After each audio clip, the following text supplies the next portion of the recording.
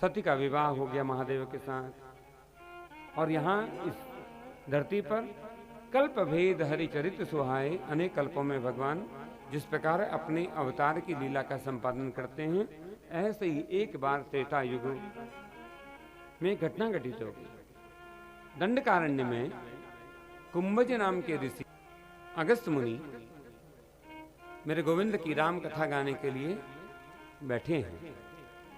राम कथा का प्रारंभ हुआ। कैलाशपति महादेव को खबर लगी और शिव जी ने सती से कहा हमें भी कथा सुनने जाना है। तो एक बार त्रेता युग माही, एक बार त्रेता युग माही, शंभु गए कुंभज ऋषि पाही, शंभु गए कुंभज ऋषि पाही, संग सती जग जननी भवानी, संग सती जग जननी भवानी, पूजे ऋषि अखिलेश्वर जानी, पूजे ऋषि अखिलेश्वर जानी। एक बार त्रेता युग माही, शंभु गए कुंभज ऋषि पाही, संग सती जग जननी भवानी, पूजे ऋषि अखिलेश्वर जानी। तो कुंभज ऋषि कथा कर रहे हैं, तो महादेव जो है अपनी पत्नी के साथ कथा सुनने के लिए आए। संग सती जग जननी भवानी। देखिए कथा सुनने आते हैं शिव जी, तो साथ में पत्नी को लेकर के आते हैं। पति और पत्नी साथ बैठ करके कथा सुने, साथ बैठ कर। क्यों? क्योंकि दाम्पत्य सुधरता है, नहीं तो दाम्पत्य तो बिगड़ा हुआ है। दाम्पत्य को यदि सुधारना चाहते हो, अपने दाम्पत्य जीवन को ठीक रखना चाहते हो, तो पति पत्नी साथ बैठ के कम से कम एक वर्ष में एक कथा तो सुने ही। और ये 2 वर्षों से आपको ये अवसर मिल रहा है ना, साथ बैठ के कथा सुनने का। हमारे भगवती प्रसाद पंत जी आचार्य जो हैं और आप सब लोग मिलकर के जो ये कथा कराते हो, तो कितना बड़े आपको संयोग मिला है ना, शुभ योग आपके जीवन में आया है। साथ में पति पत्नी बैठ करके कथा सुने, दाम्पत्य नहीं बिगड़ेगा। अब वर्तमान में सबसे अधिक दाम्पत्य ही बिगड़ रहा है, नहीं बिगड़ रहा है। इसका प्रमाण दें आपको, भारत के जो न्यायालय है ना, कोर्ट्स, उनमें जो सबसे अधिक पेंडिंग केस हैं, उसका 37.6% ओनली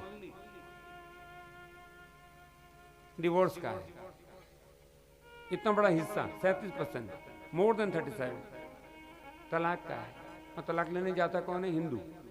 बाकी लोग नहीं जाते, वहां 3 बार बोल के हो जाता है। और जगह हम ही जाते हैं, जबकि हमारे वहां सेपरेशन की व्यवस्था ही नहीं है, तलाक की कोई व्यवस्था ही नहीं है। तलाक का हिंदी शब्द आता है किसी को? आता है? तलाक को हिंदी में कुछ कहते ही नहीं है, कोई पर्टिकुलर एक शब्द ही नहीं है। क्यों? क्योंकि हमारे वहां 7 जन्मों की बात है, 7 जन्मों की। एक बिटिया का विवाह हुआ ना, तो महाराज मेरे पास आई आशीर्वाद लेने के लिए कि गुरुदेव आशीर्वाद दीजिए। तो आशीर्वाद दिया कि 7 जन्मों तक तेरा दाम्पत्य बिखरे ना, बिगड़े ना, बस दाम्पत्य प्रेम से भरा रहे। ऐसे ही जैसे मंदिर खड़ा होता है,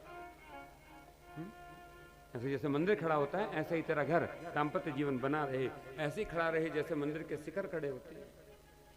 और मंदिर के शिखर कैसे खड़े होते हैं? देखिए ये मंदिर है ना, इसके शिखर खड़े हैं, 4 पिलर हैं, 4 पिलर है ना, इसी में तो खड़ा होता है मंदिर। न ये पिलर, ये जो मंदिर के जो स्तंभ हैं, न इतना अधिक निकट आए कि मंदिर गिर जाए, न इतना दूर जाए कि मंदिर गिर जाए। दाम्पत्य ऐसा ही होना चाहिए, न इतना निकट आओ कि मंदिर गिर जाए, न इतना दूर कि मंदिर गिर जाए। दाम्पत्य एक मंदिर जैसा है, एक सर्टेन डिस्टेंस, जिसे हमारे शास्त्र ने कहा प्रमाणिक दूरी, इतनी ही दूरी बनी रहना, अधिक हो। शुरू शुरू में तो अलसुत प्रीत होती है, विवाह होता है ना शुरू शुरू में अलसुत प्रीत, थोड़ी दिन बाद एक दूसरे मुख ल दिखना नहीं चाहते।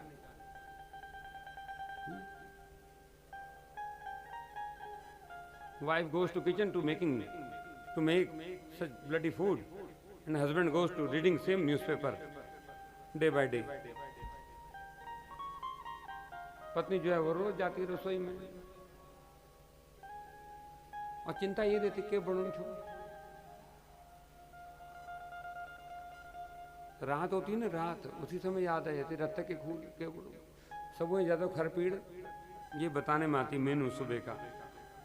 तो ये रोज जाती फिर वो उदासी भाव से बनाती है भोजन, ऐसे ये बन गया।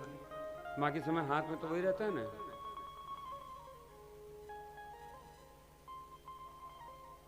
और पति जो है वो मित्रों की संगति में बैठता है, नुक्कड़ पे चाय में यहाँ वहाँ पतिदेव भैया बैठते हैं, वो गपशप होती किस पर, राजनीति पे, किसकी सरकार बनेगी किसकी गिरेगी, इसी की चिंता में जीवन। सबसे जब नया नया ब्याह हुआ था तो ना कोई न्यूज़पेपर पढ़ते थे ना कुछ पढ़ते थे। पत्नी भी बनाती थी प्रेम से पति को जो प्रिय है। अब मिलता है जोशी जी, मन का मिलता है, अब मिलता ही नहीं।